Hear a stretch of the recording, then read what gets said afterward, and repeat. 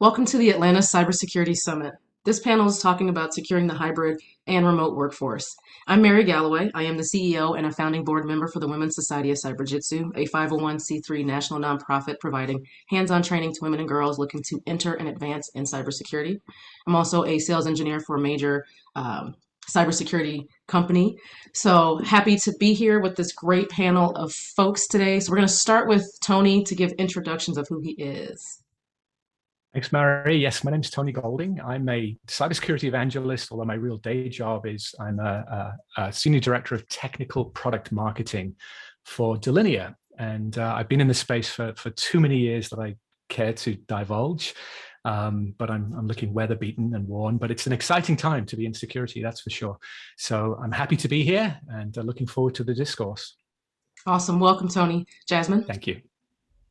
Thank you, Mary. I am Jasmine Henry. I am Field Security Director at Jupiter One. I've accidentally spent my career at cloud native startups, and I'm a big fan of graphs. Nice. James. Hey, everybody. I'm James Christiansen. I'm Vice President and CSO here at Netscope. 25 years plus in security leadership. Started out as Visa as their first chief security officer, on to General Motors, their worldwide CISO, and then Experian. So a lot of different roles as leading new security organizations is my favorite. And really Awesome. excited about our panel today. Welcome. We are too. Happy to have you here. David. Yeah, hey everybody. Good afternoon. David Antley's here, Technical Director here at Skybox Security. I've been in the industry roughly about 30 years or so. I started working on cell phones way back with Motorola and the flip first phone. I was actually a quality assurance engineer back in the day, so kind of morphed my Love way. that phone. So I'm excited to be here. Happy to be joining this exciting panel and talking about security. Awesome. Welcome. I used to have one of those Motorola phones too. Den. Hi, folks. So Dan Jones, Chief Security Officer at Banyan Security, and joined there in December. So I joined the dark side. Prior to that, being a vendor, prior to that, I worked for Cisco and Adobe, where I ran enterprise security in both companies. And I'm a big fan of the flip phone, and I may look a little younger, but I've been in this industry for about 30 years as well. So I got some scars along the way. So great panel, great discussion. So looking forward to it. Welcome. Happy to have you. And last but certainly not least, Jose. Hi, everyone. My name is Jose Barajas. I'm the Global Director of Sales Engineering here at Attack IQ. So I do have sales in my title, but I also lead the research on behalf of the company. So with the MITRE Ingenuity Group, in my background prior to Attack IQ, I spent 10 years reverse engineering malware, developing sandboxing technology, doing MLAI stuff with CNCs before it was cool. So that's kind of my background. So highly technical and looking forward to contributing to today's discussion. Awesome. So this is going to be an awesome panel. So I'm really excited. So let's just jump right in. So David, let's start with you. As more employers and employees are choosing to be remote over returning to the office, how can organizations go about quantifying the risk this poses? Yeah, so definitely that, the new paradigm has basically introduced a lot of different threat vectors and a lot of surface area for the bad guys to attack. And some of the things I think that I've seen in the industry or companies as a whole is that when rushing to getting those remote people on there or those remote services turned on, there may not have been, all of the blocking and tackling in terms of being able to secure the environments appropriately or taking into consideration some of the nuances such as, home networks, et cetera. So I think they need to take a step back and take a look at have a little bit of introspection and be able to understand what was actually put in place. What did we just go out and do to ourselves, and how did we expand that landscape? Because ultimately, if you don't understand, you know what you don't know, right? And then if you don't actually tackle these things head on and just hope that they go away, it kind of grows like the princess and the pea. The problem just keeps stacking and stacking and stacking, and you never get to revisiting your security, your networking, your cloud. You never get back to that because you continue to try to bolt on new products, new solutions, in hopes that you get back to addressing the original problem. And in this case, we just added a whole lot of new infrastructure, and we're not entirely sure what we just did to the overall state, whether it be compliance or policy management, et cetera. Okay. Jose, what are your thoughts on that? Yeah, I think adding to what David said, I think role number one is let's keep the business going. So I think a lot of people rolled out a lot of VPNs, right? Because now everyone was working from home. And what we found from my perspective, which is testing that controls are working, we found a lot of folks that made a lot of assumptions about their deployments, expectations that certain VPNs are going to be filtered just like the corporate network, and that simply wasn't the case, right? On top of that, the home network complexity as well, I think was a difficult thing for folks to manage. So I think it's been a difficult task to keep the business afloat. I think now we've had plenty of time though to go back and look at the strategies that we've applied kind of while rushing through things and think about how do we actually manage this going forward, because this isn't going away. Even if you're asking your employees to go back to the office, they don't want to go back to the office, right? Maybe they want to spend 3 out of the 5 days out of the week at home. And what this means is as security operators, we need to consider that as a new norm and think about that infrastructure just like we think about the interior today. Awesome. James. Yeah, no, great question. As we think about it here for a second, our security architectures, our IT architectures were built on a premise that we had people in the office and data in our data centers. And we know that whole paradigm is changing. And how it changes really affects how we need to look going forward. As we move to cloud, we move to remote workers, when you asked about how do we quantify the risk, and risk management is usually likelihood, a function of likelihood and the business impact, right, of a breach. And it's very difficult. It's more of an art than a science when you start quantifying it.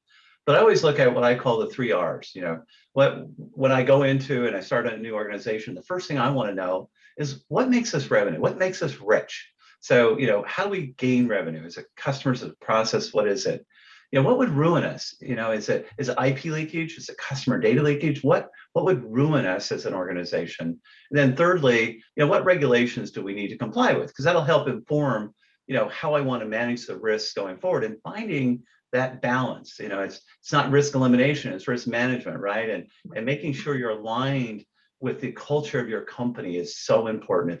I've seen CISOs that are good people that just go head to head with the culture, and they don't last very long. You've got to understand the culture you're working in and try to make sure you're matching that culture. Then gaining visibility is the first thing you're going to do. We'll probably talk about that more later, and adaptive trust. But for now, I'll leave it there, Mary. We'll get into more as we go. Awesome. Great point. So back to you, Jose. You mentioned something about folks going back to the office. So what can be done to avoid employees bringing bad cybersecurity habits back in to the office space when they go back? Yeah, as you asked that question, I'm thinking of people having a password on a sticky note on their computer, right? And I think, something as simple as that are the kind of things that, through training, right, and other mechanisms, we need to remind folks about why it's important to not do that, right? Talking about the risk and the impact, right? That's very low when you're at home. No one's going into your home office, right? But at the office, right, there's a lot more people that are going through there. So the things that you might have, kind of slipped on are simply not going to be okay to do in the office. So I think just, refreshing that training, reminding folks why it's important. And, what I found is like when we did training for our team recently and the training that we picked, a lot of it really focused on why it impacts you directly as well, right? Not just the business, but why these practices are practices you should have regardless of whether, you want to protect the company or not, because it impacts you. So I think, training, but at the same time, making it so that the folks understand that this is important for them in their daily lives, not just specific to the organization, is what I found the most positive feedback amongst our team here. Yeah, I'd like to make a point, if I may just jump in. At home, my wife has become my CISO, just so everybody knows that. She's always slapping me down for doing bad things.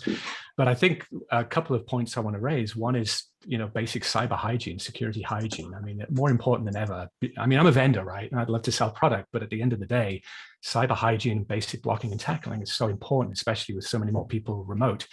But one of the things that we found with our customers over the last couple of years is the acceleration of cloud migration projects.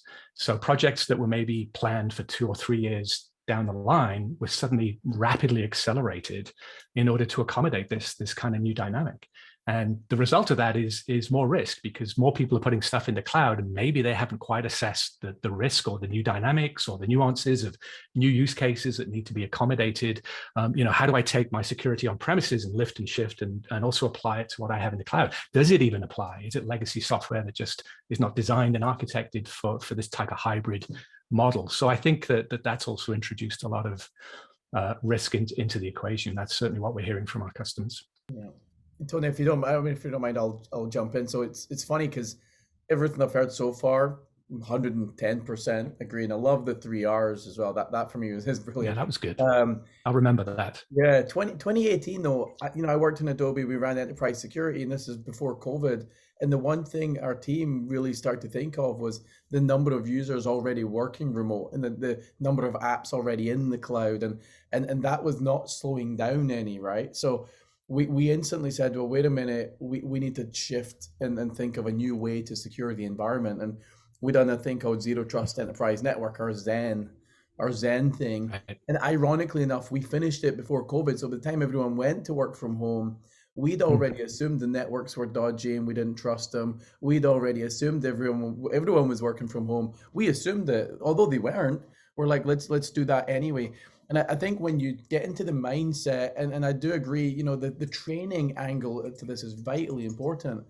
But when you get into the mindset, assume everyone's working from home and accessing apps that are always anywhere. Your users shouldn't worry about where do they work, and they shouldn't worry about where the apps are. Where's the data? Who cares? They shouldn't care about it. And I think when we're training people in the future to move forward, it is we don't care where you are, you shouldn't care where the apps are. We're going to secure the transport end to end, and you shouldn't even care about that either. And I think, Jose, going back to your point on the training, I wanted to shift this years ago. I was at DEF CON and I heard someone make this speech about training, and instantly it's, no one gives a crap about your corporate training. Train people as if they care about their bank account, their social media, and their kids. Everything you train them there, they will bring back to work, and that will protect your data. If you try and tell them, let's protect our data, they're like, I don't care, I'm getting a paycheck. Let me go home and make sure the money's in the bank. And they don't think about protecting their bank account. So MFA, use MFA in your bank accounts. If not, do not like your money. If you don't like your money, let's assume you like your money. Get some MFA on the go. And the minute they realize what MFA is, they'll bring it back, So all these points I think are brilliant. And I think we're in a slow shift right now where we need to, as an organization, understand, or our customers understand, the dynamic has changed. It's work from anywhere to anywhere. And then the training needs to adjust to go along with it. And as does compliance. A lot of the compliances that we're up against, they're asking for really outdated practices. And even that for us needs to adjust. Well, I feel like I'm in the presence of greatness. There's been so many fantastic points made. I mean, I think to Tony's point, there was really a dramatic shift at the beginning of COVID in how quickly businesses work. There's these new, expectations that in the past, deploying a remote payment app, a telehealth app may have been an 18 to 24 month innovation cycle. Today, those projects are compressed into weeks, and there's some really great research from Harvard Business Review Analytics that this is the new normal. We are never going back. And actually, to Den's point, the way that businesses are enabling developers to, hit new use cases, new markets, new customers overnight, is they're creating these self-service platforms to really simplify the process of, innovating quickly. And maybe developers don't need to make every decision. And I think that's the mindset we need in security, is really embedding security into process and kind of meeting folks where they are, so that secure decisions are always the easiest decision.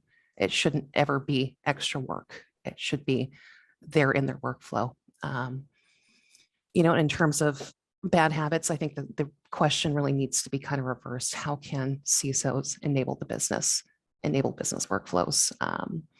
I think especially in today's job market where, talented employees have a lot of choice in how and where they work, we need to make their jobs easy. These are our customers, our internal customers, and our job is to enable them. Great points. Tony, what are your thoughts? How can what should we put in place to help this whole situation? Um, so obviously, I'm a vendor. We provide software to help protect against data breaches and ransomware attacks. So there's the human element, obviously, and we've skated around that pond to a certain degree. And I liked what Den was saying about sort of teaching people how to fish. Almost, it's like being sensitive to your own data, and then maybe you'll bring those good best practices into the organization. From a software perspective, again, I guess like Banyan, we have embraced the concept of a zero trust approach to trying to mitigate the risk of falling foul to some of these attacks. And zero trust has had a lot of airplay, and it's not a product, it's a philosophy, it's an approach, it's a set of best practices. But aligning our product to the principles of zero trust has gained us a lot of attention, a lot of traction, certainly in our customer base. But it's very, very simple. I mean, it's not rocket science. I mean, at the end of the day, a ransomware attack, for example, either a human initiating it or some, sort of automation, some bots that are trying to move laterally from server to server to encrypt data, they can't do anything unless they get elevated rights. And to be honest, sort of privileged accounts with full rights are the bane of all of us. We'd love to eliminate them. In the event that we can't, we want to take them away from people who historically we've implicitly trusted with those accounts, because again, they're human beings and they're fallible. So we want to start from a perspective of taking away those rights, bringing everybody down to an untrusted level, a least privileged level, basically, and only granting privileges just in time when the need arises for a limited time, allowing them to do perform their activities, let's say off the back of a help desk ticket that's asking them to perform something with privilege, giving them those rights on an as needed basis, maybe through a workflow where somebody is approving that activity, but then taking those rights away so that the risk profile is always low. You're reducing them down to a level of least privilege for sort of everyday functions. And those privileged accounts that you can't eliminate, you stick them in a vault and you let the dust gather on them. You don't allow people to access those unless it's an absolute emergency.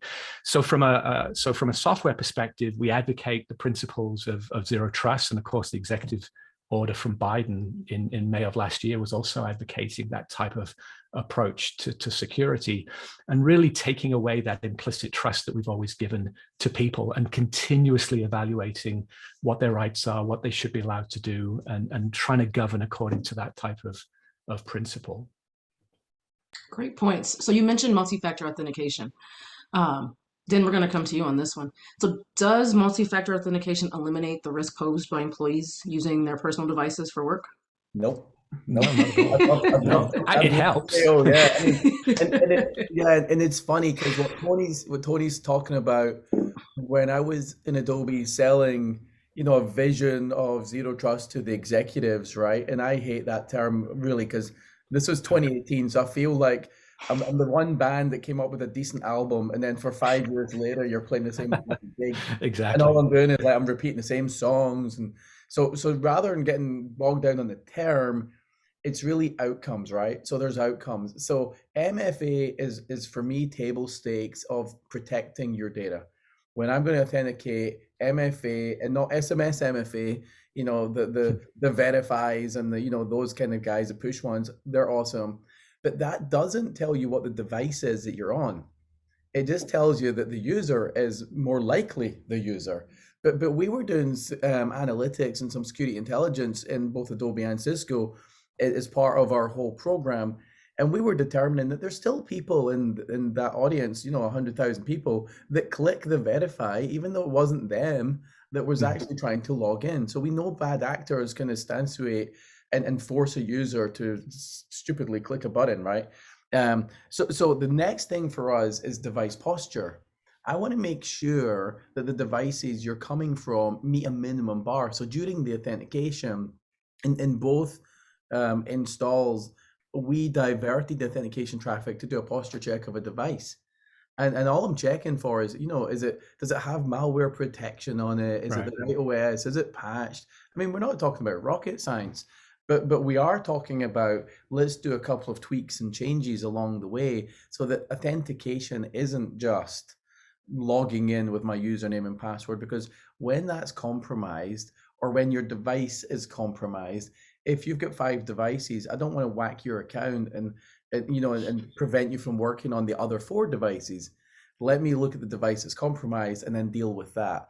So I think MFA, it's table stakes, but we need to go beyond MFA. Jose, what are your thoughts on that?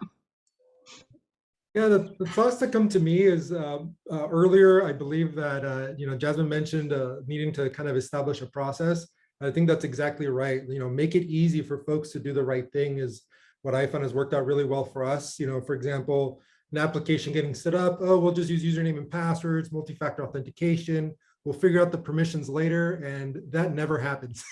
So I think my advice for folks is take the time to slow down, get those components right so that going forward, people are actually doing the right thing without having to think about it. And, one example that I found in my organization, the first few times that happened, the developers quickly realized that if we set up Okta, full SSO, then on their phone, they have a little pop-up, they hit yes. They don't have to go grab a number, type out the number, or have to deal with any of that stuff. And what that's caused is we're like, let me make sure I set that up because I don't want to get that MFA. I don't want to copy over the numbers. And that's just a good example of how you set them up for success to begin with.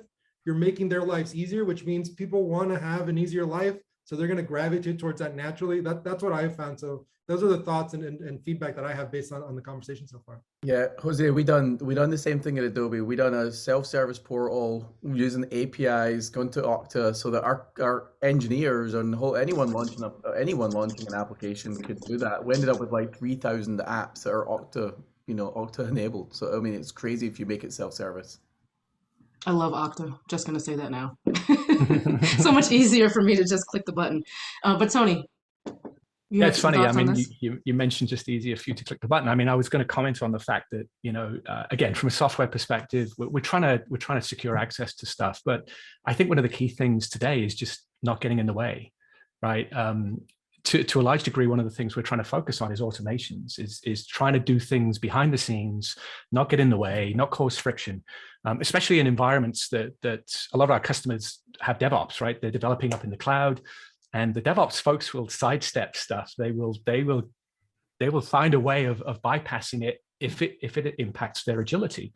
And so, I think a modern approach to security, irrespective of what layer of the stack you're working on, is to get out of the way, is to automate, is to remove that friction, and really and coming back to MFA, right? Don't do MFA if you don't have to. So to Dan's point, if you're using AI, you're using behavioral analytics to look at the user and say, is this within the normal sort of behavioral profile of that user that's been established over time?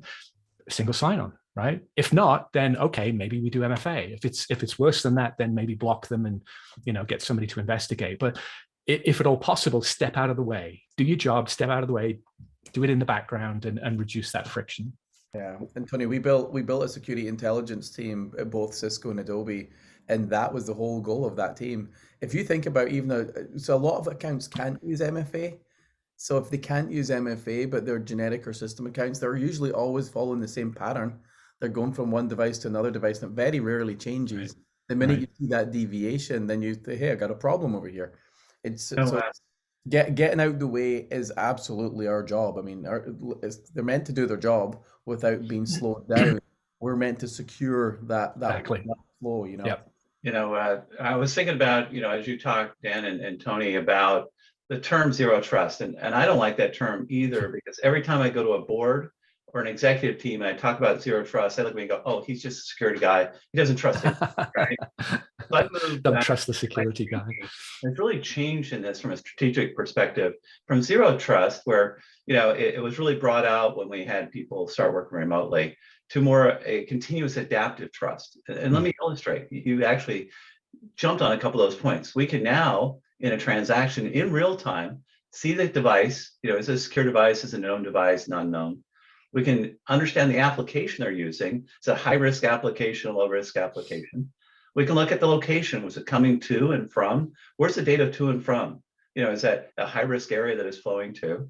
We can look at the user behavior, if they've been behaving normally. And we can look at the data context. We can actually see if it's sensitive data or not. Are they going to ESPN? Yeah, I don't care. Are they moving our board minutes somewhere? I care a lot. And then we can look also at the authentication level. And what we can do with all this is we can adapt that trust. We can be more adaptive. We can say, hey, they're going to ESPN, don't care, don't need single sign-on or MFA. Hey, they're going to go access at our corporate OneDrive, the board minutes, that's okay, but now they're at their iPad, I want to actually restrict that access. I will let them edit it, but I won't let them download it. So being adaptive is really about enabling our business to do things we never could before. I would have had to deny that, and now I can enable it. And that's what I think we need to focus on as the security practitioners. Yeah, I agree with that. Awesome. Great conversation around that. So let's switch gears a little bit. Let's talk about insider threats. So most insider threats are actually non-malicious. How can employers effectively educate their employees on good cyber hygiene to minimize the risk of non-malicious employees who may be vulnerable to cyber attacks? Let's start with Jasmine. Sorry, I really had trouble getting to the mute button there. That's a great question. And I think that I have, kind of different opinions on a lot of these topics, which is okay. And I think the two biggest things: be transparent with your people and also understand your own impact and your role in the process. I've been in the position before in my career where I'm at a company that's growing, and it's grown from 20 employees to 200, and you have to look about into putting additional controls into place as a company grows. And I have been very transparent with my people. I've had security office hours. You can come see what I can see in my EDR solution. Be very transparent about what data you're collecting, why, and really kind of work to foster trust with your folks, and that can really it improves everything if there's trusting relationships with security, but it also kind of mitigates some risk of people trying to go around controls, break controls, be sneaky. Because I think that's when a lot of an inadvertent error comes in. And so with the second point, understand your impact. James gave a great example of going to ESPN.com, which recently it's been, March Madness. If you've got ESPN filtered in your acceptable use policy, people are going to go to sketchier websites that are more likely to have malware. Do you really care if people are Googling Britney Spears on the clock if it makes them more productive? Probably not. Just be reasonable, let people be people, and kind of be transparent about what you're doing. Just keep them secure and why. Have ESPN hours. David, what are your thoughts on that? Yeah, I look at it a little bit from the context of consistency and delivering a consistent message to your employees. Because oftentimes I think we confuse our, the people that we work with or the people that we're stake to protect with differing messages. So we come across, this is what we're going to be working on, these phishing activities or this type of training and the security side. And then we change gears because we've heard, or, there's some new process or new solution that comes out. And we're trying to gear ourselves towards that. And then ultimately, we never get to where we really want to be. And that's truly effectively changed the hearts and minds of those that are tasked with using the system and making sure that they're engaging in healthy habits security-wise. Now, also understanding internally, where can you go from place to place? Access control. Again, kind of getting back to zero trust, understanding point A to point B. Should that be allowed? Should that not be allowed? Who has access to that? As we move to the cloud, that's kind of expanded all that. The perimeter in and of itself. What is the new perimeter? It can be anything. It can be somebody's home router at, or their laptop at home, or Joey's Xbox at home, because it's attached to the same network. So those are the new paradigms that we're having to deal with. And it all comes down to with how can we secure the access that we can control, whether it is in the cloud. We put a lot of it on the cloud providers there to provide that level of security. But the onus also too falls on the individual user as well as the company that's tasked with deploying that for the customer. So I think there's a lot of different facets in which we have to look at and have, again, introspection on to truly understand who has access to what, at what levels, and what is that level of privilege. Awesome. Jose, do you have any thoughts on that? Yeah, I think I definitely agree with what David said there. I say that all the time, right? The perimeter's dead, and what that means is that's just not enough, right? We need to make sure that everything past that is working. So I think that's the first step. I think the other thing too, James earlier mentioned, right? We have so much data at our disposal, so much context, right? Let's leverage it. Let's use it, right? We know exactly where they are. We know kind of their network history and that it was the same person browsing the same thing. So therefore we can trust that person versus, right, maybe, impossible travel, right, which is a very simple rule that we can add, but it's a great way of preventing things. So I definitely want to double click on those. And I think I like those two. Something else that I've done in my career is we do a thread of the day, right? Thread of the day at company.com, and start building a sense of competitiveness, amongst your organization. Now, folks, for example, apparently our CEO has way too much time on his hands and he's sending malware to our teams, right? Right, asking for their phone numbers and to call them, right? So those are the kind of things that, everyone forwards to thread of the day now. They post it on Slack, they post it on Teams, and they're like, hey guys, I just noticed this, right? Let's be vigilant, let's watch out. So building that culture, building that competitiveness. And at the end of the month, we say, hey, so-and-so, you submitted the most threats this month, right? And that's just a way of getting everyone continuously engaged, continuously communicating. So there's a lot of things that we can do that are not, highly technical, to James's example earlier, that are still going to be very effective for us as an organization. And if I may add one thing on top of what Jose just said, we as an industry have made things kind of clandestine, black ops, kind of secretive, and we've kind of made it murky to even talk about security at that level. So they believe that it's mysticism or some type of sorcery that is actually occurring in the back end, when the reality is it's a simple approach. And to your point, all those different types of controls would fall into play and make a difference, I would think. They probably would. James.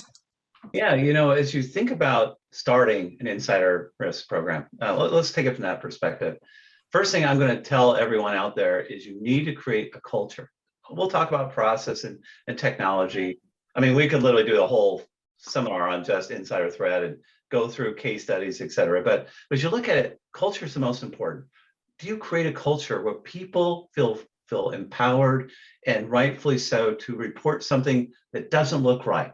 That they're not going to get somebody in trouble, or, that they can say, hey, this just looks a little weird. I've run investigations for all the companies I mentioned earlier. The biggest events I ever managed were insider threat events. All those, the millions and millions I spend on IPS, IDS, everything else, didn't spot them. It was an employee that saw something didn't look right in a number of these cases. And I think that's the first thing, create that culture. Then put guardrails around the folks and make sure they're trained. Of course, training's important, but real-time training, not the stuff we do annually. Like, as they're doing something risky, there's now technologies, you can actually say, hey, what you're about to do is a high risk. Here's a better way to do it. That's the way to actually train people. Give them that moment of education that's really applying. And then, of course, now we'll get more to the technical side, having a methodology and a framework like a FAIR or ISO 3001 or COVID. Pick your standard, pick your framework, but then put it together and use that now to do a kill chain analysis. So everyone should be doing kill chain analysis out there and saying, in these malicious and non-malicious insiders, where do I have my control points? Where can I spot it? Where can I prevent it? And man, you've got to get visibility first. In this hybrid cloud environment, if you don't have visibility, if you can't see it, you're not going to be able to prevent it, not going to be able to manage it. And it will happen all the time. People trying to do the right thing, just doing it the wrong way, is your biggest malicious insider. That's where you need those guardrails. So culture first, right? Yeah, exactly. No, I agree with that. I will switch gears slightly more onto the technical things. One of the observations that I've had with customers that I talk to is rule and policy fatigue. So for a whole variety of reasons, I mean, a lot of security solutions rely on static rules and policies that you have to craft and maintain over time in order to sort of, do the right thing, make the right access control decisions. And a lot of IT departments don't have the time or the desire or even the smarts to understand what kind of rules and policies do I need to craft in order to mitigate the risks associated with my particular IP or my business or whatever it is. So going back to, again, not wanting to belabor the point, but AI and behavioral analysis can help with the insider threat there, because arguably those insiders, they know their way around. They know how to bypass things. They know where things live. They can be very much harder to detect, going back to what James was saying. So the use of behavioral, artificial intelligence or machine learning or whatever can, as a non-static rule-based approach to looking at the behavior of the user and seeing if it's anomalous, that can help detect insider threats as well as the kind of hygiene that we were just discussing. Love it. Perfect. Love the answers. Love this discussion. David, did you want to say anything else about how companies can get started with insider threat programs? I think really important, just reach out, talk to somebody. A lot of times I think people or organizations become stagnant or afraid to ask just because of whatever we be too proud to beg, too proud to ask. Too proud to beg. I mean, just have a conversation, reach out to a peer, reach out to somebody. If you don't know how to get started, there are plenty of organizations that are experts in this field that can walk you through and become thought leaders for you and actually have that conversation and understand this is what you're trying to accomplish, or these are the goals that you're trying to achieve as an organization. How do we protect the revenue? How do we protect, the assets and the intellectual property? Those are the things that, sometimes they don't want to release. They don't want to share that info, but you should, and you should be a little bit more open with that process. And then, just go ahead, ask, it's not just reading magazines or publications, but it is having that person to person conversation, at least with somebody who has already done that journey. Great point. Yeah, if I might interject here, just another brief interjection, one of many. I worked at a company where we actually recruited employees who themselves had been hacked and fell foul to phishing attacks, and they became internal advocates. Because very often, I think as individual employees, we may be reluctant to reach up or sideways to other parts of the organization to get advice or to alert or whatever it happens to be. But if you've got somebody sitting next to you who has fallen foul of this, they can be an advocate, they can guide you. You're more likely to say, hey, what do you think about this kind of thing? And that worked very well as part of that kind of cyber hygiene and educating people and getting people who are motivated because they've been subject to this before, they've fallen foul of this before, to be an advocate and help their peers, sort of overcome these challenges. That's a great suggestion and a great point. I'm gonna have to take that back to work. All right, so we have time for one more question. And this one is more about infrastructure and how to determine which company data and infrastructure is the most important to protect and who should have access to that data. Jasmine? Sure. Is that privilege access management as well? Oh, wait, Yes. sorry. Sensitive I see it items. now. Yep. So sensitive items. So this is a challenging one because the correct answer is that sensitive critical assets should be tagged at the time they're created. Enforcing that in practice is extremely difficult.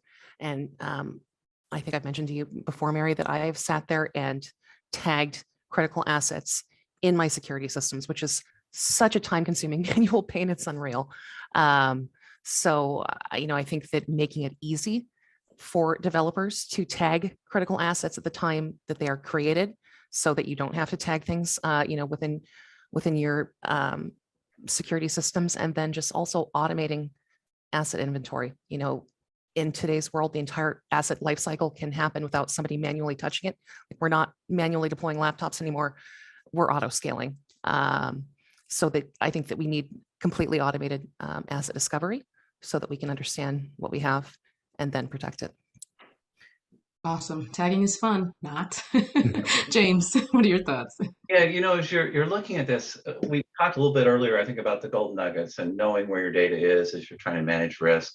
As you're thinking about this new hybrid environment we're in, we're going to be that way for a while. I'm hoping the rest of my career, because I don't want to work that much longer, we'll be in these hybrid modes. So as you start to think about how you're going to manage this, we talked about zero trust, or what I term to adaptive trust.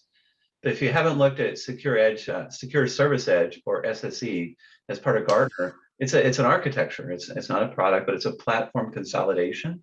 And it has a lot of really attractive elements from the security perspective of the practitioner. It's consolidation of those platforms down to a single platform. Configurations, they tend to be the number one breach. Just somebody misconfigured. That's because we've made it so complex. The 25 years I've installed about 700 different security solutions, right, as point. Well, now we got to move away from that. We're going to need to consolidate them. We'll get better operations. We'll get reduced complexity and reduced cost of doing these things. That's where we're bringing in, the VPNs, next generation VPN. We can't do appliances. We can't scale them. We can't move quick enough. We can't be agile. So if you go to the next generation and go more private apps type processes, I think that'll really happen. And I see it happening all the time. In fact, that whole project's probably number one, as I'm talking to CISOs across the nation, the number one thing they're looking at is, how do I do cloud transformation, and how do I bring an adaptive trust process in to this overall architecture? Does that make sense, you guys? Does. Yeah, so it's funny, as you're saying that, James, I'm like, yep. This actually all goes back to the industry of there's so many vendors trying to sell you their next best widget, right? And the reality is there's a couple of themes here. As Jasmine talks about transparency, as we talk about simplicity, and we talk about, the culture of the organization, the problem is all we're trying to do is protect some data. But at the end of it, we start saying, okay, we need 5,000 widgets and different things and this and this and this and this, and what's the next fancy fad out there that everyone should adopt? You end up with more tools and technologies than you have people in your security team. Things become more complex. You're following more frameworks and more regulations and more and more and more and more of that. And your users can't keep up with all the policies we're throwing at them. You got to do this, you got to do that, So I think as we're moving forward as an industry, really getting down to some really simple things. So we're trying to look at the infrastructure, the environment. I even say, like, someone said to me, oh, you can't do zero trust until you do asset management. I'm like, what are you talking about? What do you mean? Think of even asset management. There's two classes of assets. There's the stuff that the end users are using to access the data you're trying to protect. And there's this stuff that we're using to run our business, to enable services and protect the data. The back end stuff, we should have had that asset management nailed years ago. You build computer infrastructure, record the thing. The other stuff, all the stuff that we're trying to, like the Wild West and the endpoints, people should do something better when they're doing the authentication, so we're not letting assets authenticate. And actually, as they are authenticating, record the asset. And back to Jasmine's point, be really transparent on what is it we're recording about you and about the asset. We were doing insider threat stuff and all of this in my days in Adobe, and different regulations around the world require different levels of things to be told to the users in different countries, right? In France and Germany, what you share with them about what you're recording is really, really important. So when I think of infrastructure, I kind of break it into two classes in the world. There's all the Wild West of the endpoints and how do we record that? And then there's the back end stuff that we really should have a better story about. Sadly, we don't. I've spoken to many people that still struggle to do asset management there too. I kind of look at this like it's within our grasp to use the data that we've got. And again, I'll go back to security intelligence.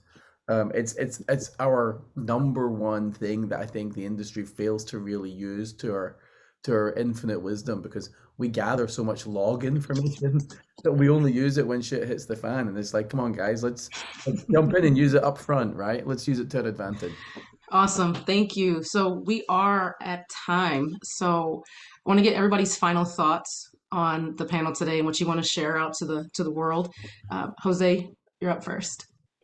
Yeah, I think a lot of the stuff that we brought up is basics, right? I think in sports, we always make us practice the basics. And I think, before we get to the latest and greatest technology, let's make sure that that stuff is working, right? I think that's my feedback to the folks. And, from my perspective, just like we're unit and regression testing our application capabilities to make sure that they're functioning, we should be doing the same for our cybersecurity controls. So that's what I'll leave the folks with.